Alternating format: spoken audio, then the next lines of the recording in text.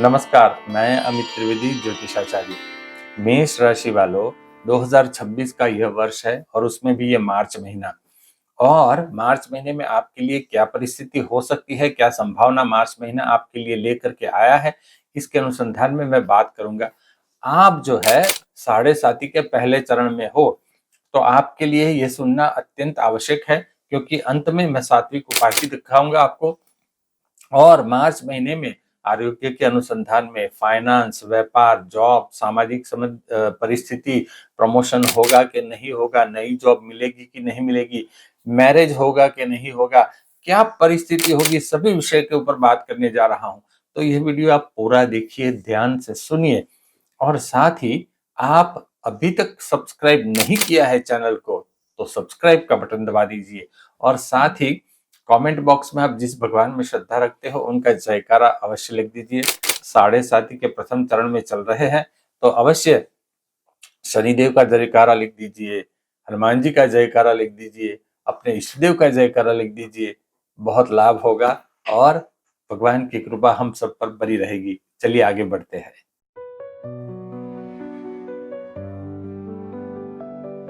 मेष राशि वालों, आरोग्य में मुझे कोई बड़ी तकलीफ आपके लिए नहीं दिखाई देती।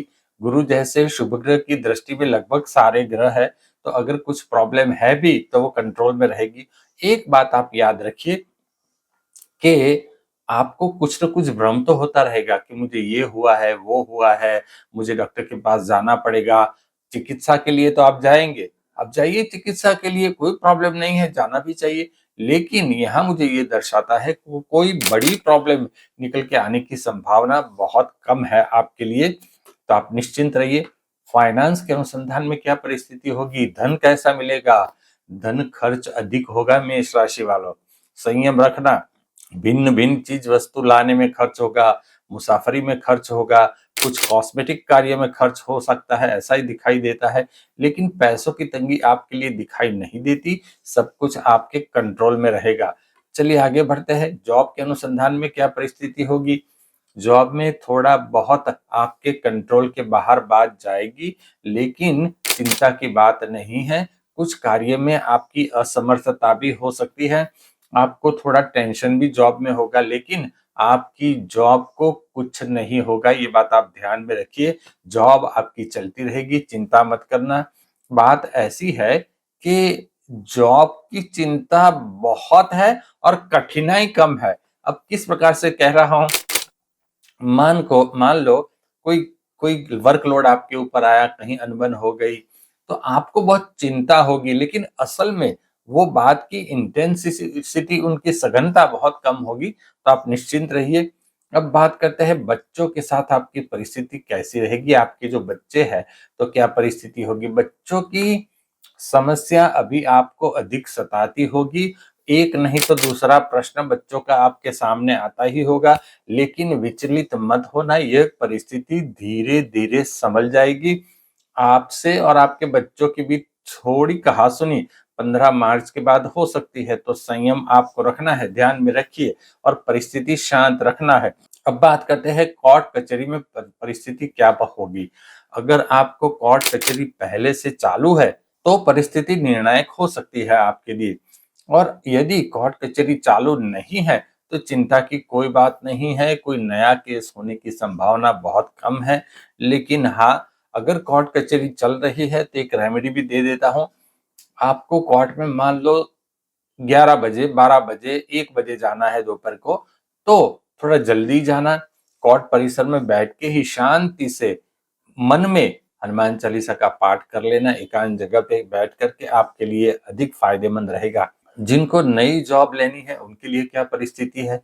नई जॉब लेनी है तो मार्च 10 तारीख से पहले मिल सकती है, वरना 2 महीने के बाद मिलने की संभावना है। मेष राशि वालों, जॉब के ग्रह कुछ इस प्रकार से बन रहे हैं कि बात कहीं ना कहीं अटक सकती है, तो हो सके तो 10 मार्च से पहले उसको निपटाने का प्रयत्न कीजिए। अब जो लोग बिजनेस करते हैं उनके लिए क्या बात है भाई। जो लोग व्यापार करते हैं उनको मेहनत अधिक करनी होगी, क्योंकि साढ़ा साथी का प्रथम चरण है।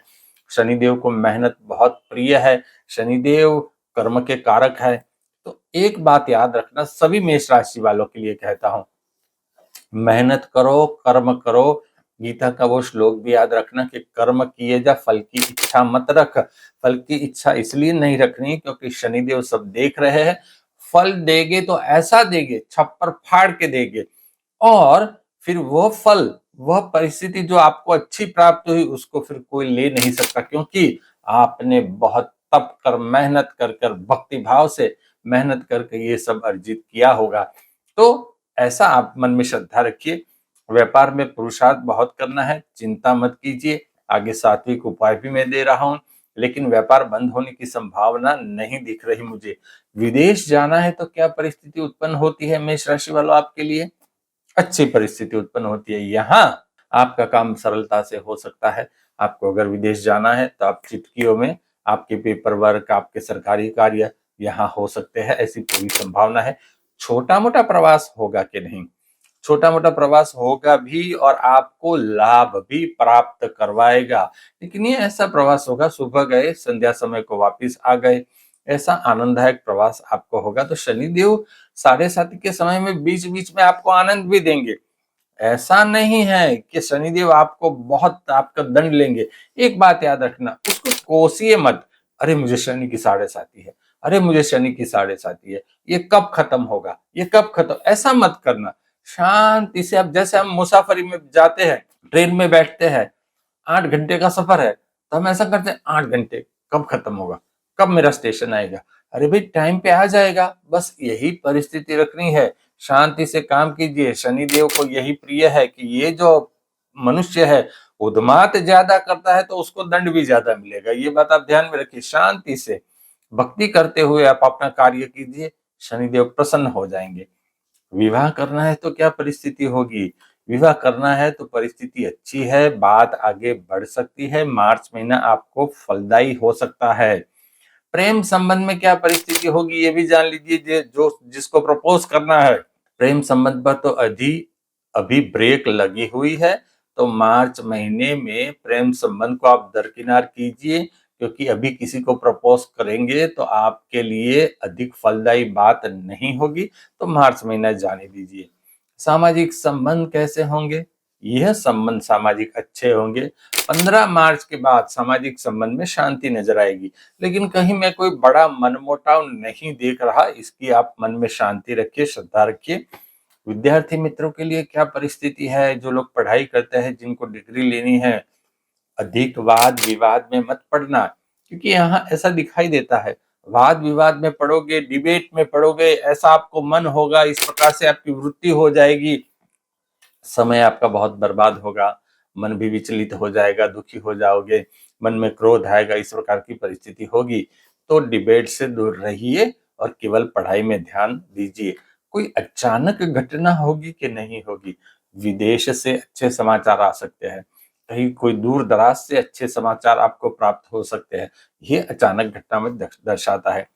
क्या सात्विक उपाय करने होंगे? अरे भाई सब कुछ होगा, अच्छा होगा, नहीं होगा, जो होगा सो, लेकिन सात्विक उपाय तो चाहिए। देवी शक्ति का बल तो हमें चाहिए ही चाहिए, क्योंकि नकारात्मक ऊर्जा तो आसपास बहुत रहती है। उसको हमें कट भी करना है, नकारात्मक ऊर्जा को, और पॉजिटिव ऊर्जा को दाखिल करना है।